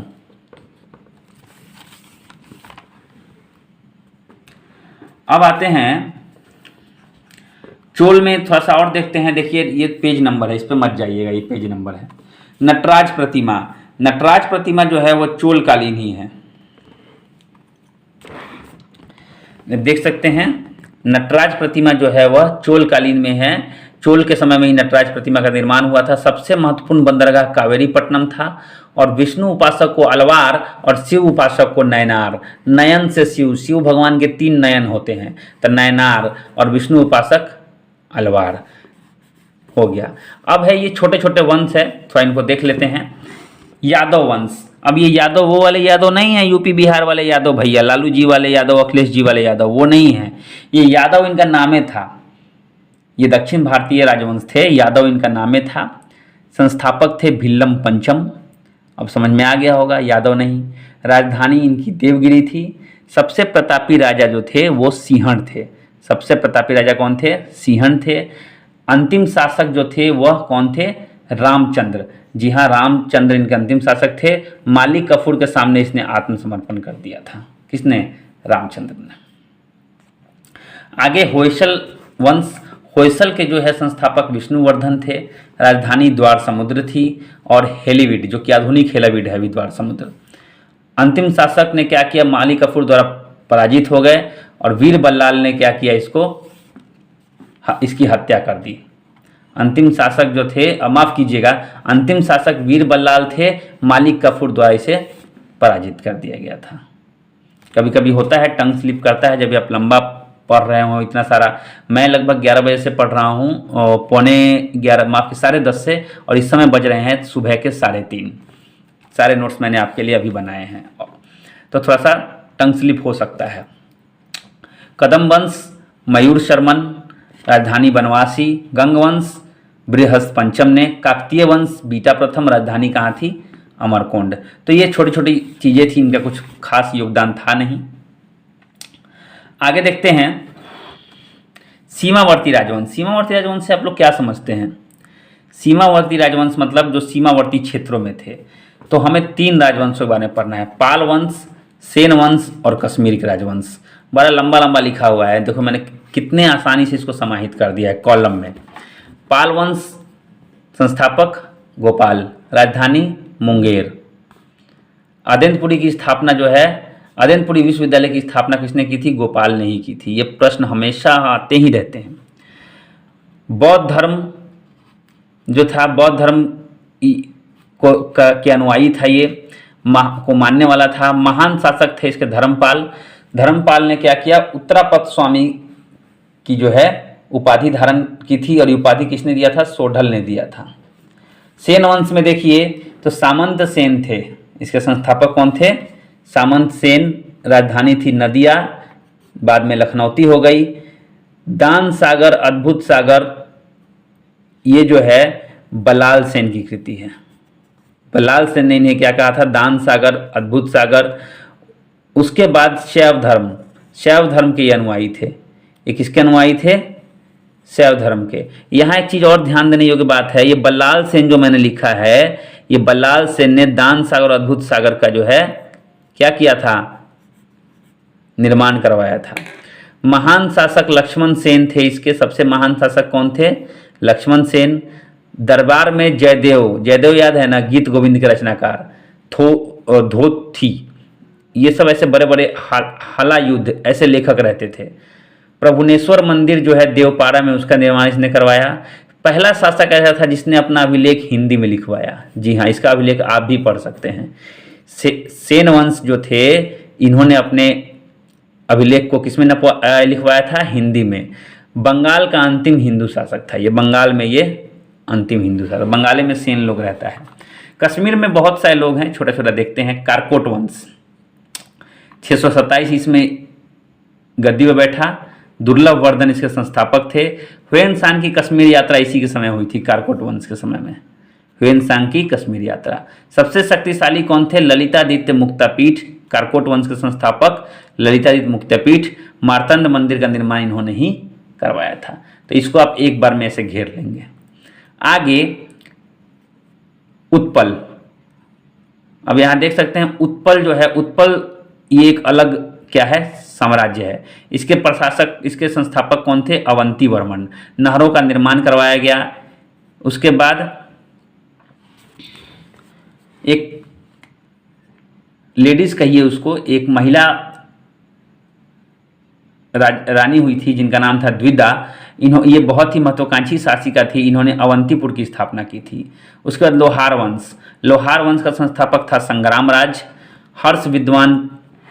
हर्ष जो था विद्वान था, कवि था, बहुभाषी था। और कलहन जो है वह आश्रित कवि था। किसका? लोहार वंश में संग्राम राज के समय में जो है आश्रित कवि था। राज तरंगिणी की रचना कलहन ने ही की है। अंतिम शासक इसका कौन था? जय सिंह था। तो कश्मीर का राजवंश हमने देख लिया। अब चलते हैं थोड़ा राजपूत राजवंश देखते हैं। ये शायद सेकेंड लास्ट होगा। राजपूत राजवंश देखिए, मैंने यहाँ पे कैसे पर लिखा है राजपूत राजवंशों के बारे में डिटेल में मैंने यहाँ पे लिख दिया है। गुर्जर प्रतिहार वंश, गढ़वाल वंश, चौहान वंश, परमार वंश, चंदेल वंश, सोलंकी वंश, कलचुड़ी चेदी वंश, सिसोदिया वंश। सारा मैंने एक जगह लिखा है ताकि मेरे दिमाग में रहे। सारा एक जगह लिखने का पर्याय यही है कि मेरे जो है दिमाग में रहना चाहिए। जी हाँ, मेरे दिमाग में रहना चाहिए। तो हम लोग एक एक करके बॉक्स वाइज बॉक्स पढ़ते हैं। देखिए, सबके लिए मैंने अलग से बॉक्स बनाया हुआ है। गुर्जर प्रतिहार वंश, सबसे पहले देखते हैं गुर्जर प्रतिहार वंश। पहला संस्थापक नागभट्ट प्रथम। सबसे शक्तिशाली मिहिर भोज। राजधानी कन्नौज। अंतिम राजा यशपाल और अनंगपाल एक राजा थे जिन्होंने दिल्ली नगर की स्थापना की। टाउन का जो छोटा सा टाउन था उसकी स्थापना किसने की थी? अनंगपाल ने। ये गुर्जर प्रतिहार वंश के शासक थे। इतना ही गुर्जर प्रतिहार में हमको पढ़ना है लूसेंट में। दूसरा है गढ़वाल या राठौर वंश। तो गढ़वाल या राठौर वंश संस्थापक कौन थे? चंद्रदेव थे। संस्थापक कौन थे? चंद्रदेव थे। राजधानी कहाँ थी? वाराणसी, काशी। उसके बाद सबसे शक्तिशाली कौन थे? गोविंद चंद्र। सबसे शक्तिशाली कौन थे? गोविंद चंद्र। गोविंद चंद्र की एक रानी थी जिनका नाम था कुमार देवी। कुमार देवी ने क्या किया था? सारनाथ में धर्म चक्र विहार बनवाया था। देखिए, इसलिए मैंने एरो बना दिया है। सबसे शक्तिशाली गोविंद चंद्र थे। इनकी पत्नी थी रानी जिनका नाम था कुमारी देवी। इन्होंने सारनाथ का धर्म चक्र विहार बनवाया था। इनके मंत्री थे एक लक्ष्मीधर। लक्ष्मीधर ने कृत्य कल्प तरु ग्रंथ का निर्माण किया। बहुत बड़ा ग्रंथ है, इसका निर्माण लक्ष्मीधर ने किया। गढ़वाल वंश में संस्थापक के ये मंत्री थे। इसी में एक घटना हुई थी कि जयचंद जो है गढ़वाले राठौर वंश का संस्थापक शासक था।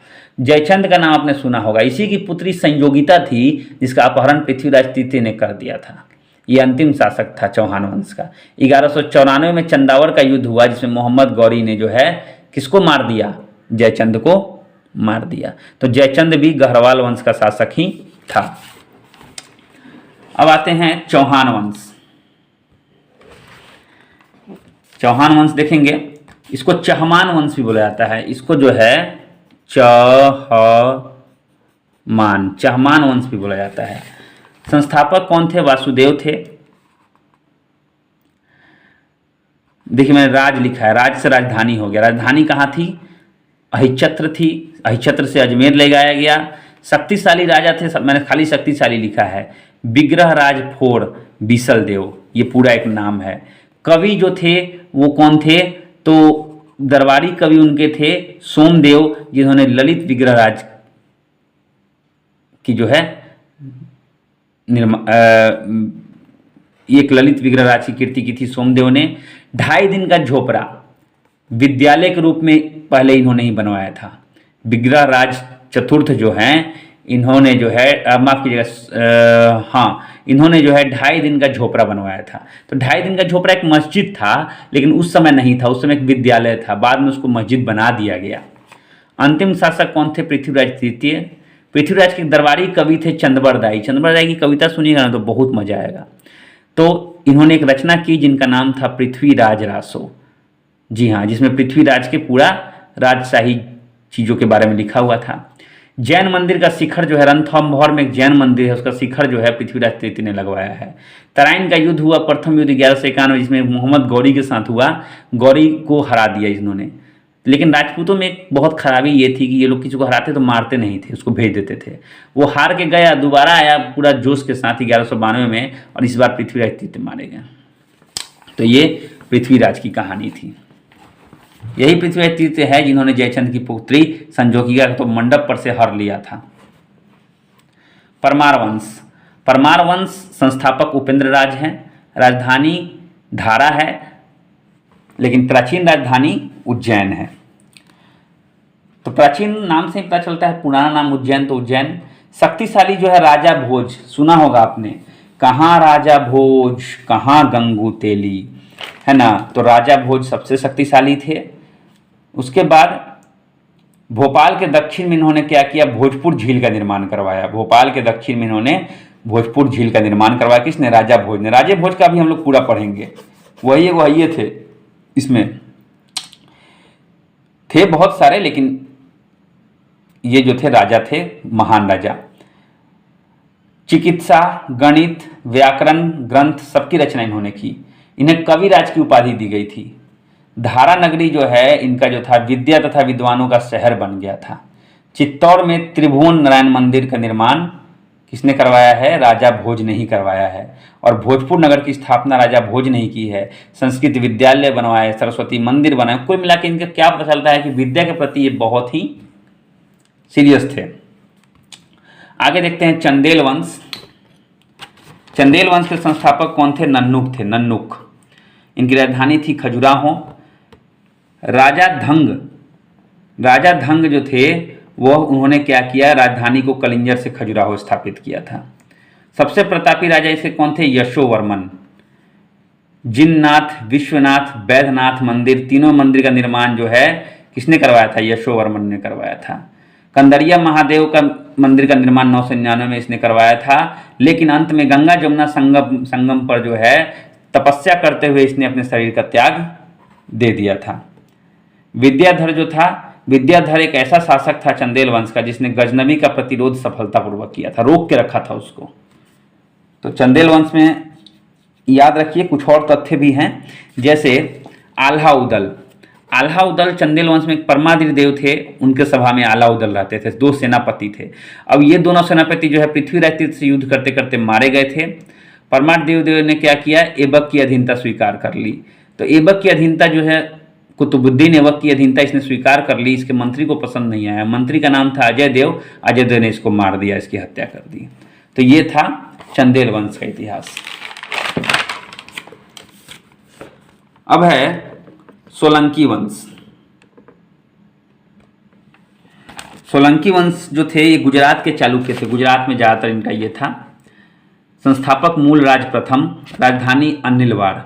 शैव धर्म के अनुयायी थे मूलराज प्रथम। किसके अनुयायी थे? मूलराज प्रथम शैव धर्म के, जो कि संस्थापक भी थे सोलंकी वंश के। गजनबी का सोमनाथ मंदिर पर जो आक्रमण हुआ था वो भीम प्रथम के काल में हुआ था। ये हमेशा प्रश्न आता है कि गजनबी का जो है सोमनाथ मंदिर पर आक्रमण हुआ था ये किसके काल में हुआ था? भीम प्रथम। भीम प्रथम कौन से वंश का शासक था? तो सोलंकी वंश का। दिलवारा का जैन मंदिर जो है आबू पर्वत पर, इसके सामंत विमल ने बनवाया था। भीम वंश का एक सामंत था विमल, इसने जो है आबू पर्वत पर दिलवारा का जैन मंदिर बनवाया। सबसे शक्तिशाली जो थे इसमें जय सिंह सिद्धराज थे। मोढेरा का सूर्य मंदिर इन्होंने बनवाया। कुमारपाल एक जैन अनुयायी था। अंतिम शासक भीम द्वितीय थे। तो भीम 1 का जो देखने को मिलता है कहानी, अंतिम में भीम 2 आए। भीम 2 ने जो है क्या किया, भीम टू के सामंत जो थे जिनका नाम था लवन प्रसाद, लवन प्रसाद ने बघेल वंश की स्थापना की। लवन प्रसाद ने किसकी स्थापना की, बघेल वंश का। देखिएगा ध्यान से, समझने लायक एक चीज है। बघेल वंश के एक राजा थे कर्ण टू। कर्ण टू जो थे गुजरात के अंतिम हिंदू शासक थे। कर्ण टू कौन थे, गुजरात के अंतिम हिंदू शासक थे। तो देखिए कैसे मिलाया हुआ है एक दूसरे से, एक बार देखिएगा, पढ़िएगा, अच्छे से याद हो जाएगा। उसके बाद कलचुड़ी, देखिए मेरे नोट्स बनाने का यही है कि एक बार लिखते हैं हम लोग, एक बार पढ़ते हैं और रिवाइज करने में आसानी रहती है। कलचुड़ी, इस सब का कॉन्फिडेंस भी बढ़ता है। कलचुड़ी चेदी वंश, जी हाँ, कलचुड़ी चेदी वंश, संस्थापक थे कोक्कल, राजधानी थी त्रिपुरी, शक्तिशाली राजा थे गंगदेव, जिनके पास विक्रमादित्य की उपाधि थी।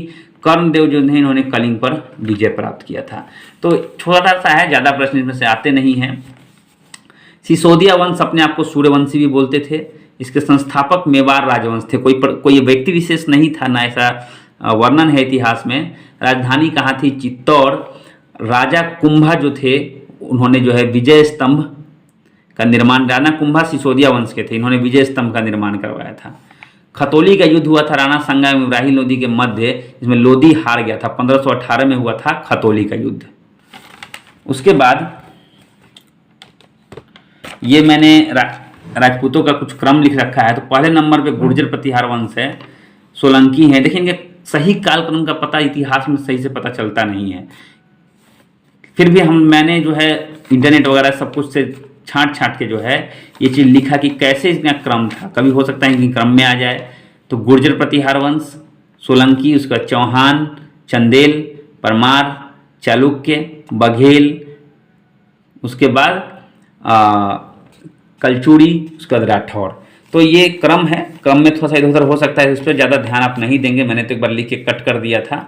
हमने आज हिंदू शासक जो है समाप्त कर दिया। तो दोस्तों थोड़ा सा मैं इसको ऊपर कर लूँ। तो कैसा लगा आपको ये आज का नोट्स, मुझे ज़रूर बताइएगा। कि देखिए मैंने कितने कम से कम शब्दों में और अच्छे से इसको सजा ताकि आपको देख के याद हो जाए। आप ठीक से पढ़ेंगे तो याद हो जाएगा। मेरा मूड थोड़ा सा अभी थक गया हूँ। शुरू में आपने देखा होगा थोड़ा सा मैं जोश में था। तो आप लोग इसको जो है ज़रूर देख ले और ठीक से पढ़े। आपका लूसेंट 30 दिन में ख़त्म होने वाला है, इसके लिए मैं आपको पहले से ही कॉन्ग्रेचुलेशन बोल देता हूँ। तो पूरा का पूरा नोट्स, ये पूरा कॉपी भर जाएगा, ये पूरा कॉपी भरने वाला है। तैयार रहिएगा। मैंने सबसे पहले शुरू में आपको सादा दिखाया था। धैर्य रखिएगा तो परीक्षा में सफल होइएगा। हड़बड़ाइएगा तो कहीं के नहीं रहिएगा। बस इतना ध्यान में रखिएगा। तो आशा करता हूँ कि आपको समझ में आया होगा और वीडियो को पूरा आपने देखा होगा। आप अपने नोट्स भी बना रहे होंगे दोस्त। तो अभी वीडियो बचा हुआ है, कुछ मुझे कहना है। मैं आता हूँ नोटबुक पर से हटके, और नई वाली किताब मैंने ले ली है, तो अब चिंता करने की बात नहीं है। नई वाली किताब से भी हम लोग पढ़ेंगे और आप लोग नोट्स बनाते रहिए। पूरा लूसेंट के बाद कुछ ज़्यादा कुछ बचेगा नहीं, बड़ी आराम से जो है आप उसको पढ़ लीजिएगा और याद भी आपको मोस्टली जो है ऑप्शनल पेपर आएंगे उसमें याद भी हो जाएगा। थैंक यू वेरी मच दोस्तों। एक चीज़ और मैं कहना चाहूँगा कि जो स्पेक्ट्रम का है, स्पेक्ट्रम का जो हिस्ट्री है, अभी मैं रिकॉर्ड नहीं कर पाऊंगा, उसको मैंने नोट्स बना के रखे हैं। वो आपको जो है आज शाम को 3-4 बजे के आसपास मैं अपलोड कर दूंगा। तो ऐसे ही अपलोड करेंगे। दिन में सुबह में ये आपको लूसेंट मिल जाएगा और शाम को आपको 2-3 बजे जो है स्पेक्ट्रम मिल जाएगा। थैंक यू वेरी मच दोस्तों।